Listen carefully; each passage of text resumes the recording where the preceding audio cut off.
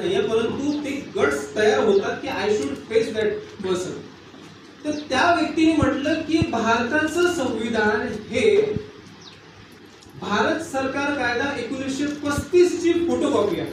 सरांना हा मुद्दा माहिती असेल. परंतु हा जो भारत सरकार कायदा 1935 आहे हा 3 राऊंड टेबल कॉन्फरन्सेसचा निष्कर्ष आहे. 3 राऊंड टेबल कॉन्फरन्सेस म्हणजे 1930 ला झालेली राऊंड टेबल कॉन्फरन्स, 1931 ला झालेली राऊंड टेबल कॉन्फरन्स आणि 1932 ला झालेली राऊंड टेबल कॉन्फरन्स. या तीनही राऊंड टेबल कॉन्फरन्सेसचा निष्कर्ष म्हणजे भारत सरकार कायदा 1935 आहे.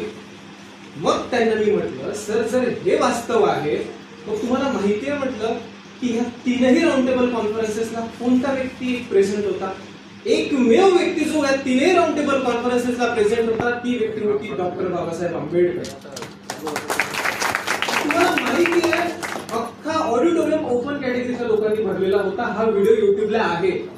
त्या व्यक्तीने 18 मिनिट बडबड केली माझ्या याच्यानंतर. त्याला जे जे घुमवायचं होतं ते आन्सर त्यांनी घुमवलं, पण 18व्या मिनिटाला त्यांनी ही गोष्ट कबूल केली की मी तुझी गोष्ट मान्य करतो. मी गोष्ट एक्झॅक्ट करून सांगत नाहीये, ही गोष्ट यासाठी मी इथे सांगतोय की मी माझं गुणगान गात नाहीये.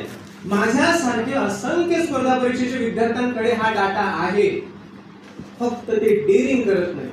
आज त्या दिवशी माझ्याकडे जॉब होता, माझा कॉन्फिडन्स पीकला होता म्हणून मी ती हिंमत केली. नाहीतर मी खचलेलो असतो तर मी हेच म्हटलं असतं की असू दे बाबा जास्त पुढे पुढे करण्यात अर्थ नाही, पहिले नोकरी घ्यायची मग 2 शब्द लोकांना सांगायचे. म्हणून मी सांगतोय स्पर्धा परीक्षेच्या विद्यार्थ्याकडे त्याच आशेने बघा की हा भविष्यात 1000 जणांना चेंज करू शकतो एक विद्यार्थी.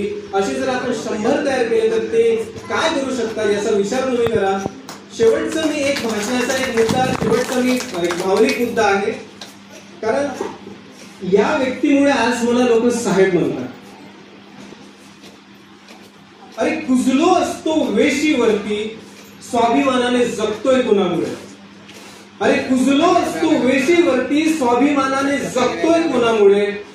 खातो तो घास आणि घेतो तो श्वास फक्त बाबासाहेबांमुळे. धन्यवाद.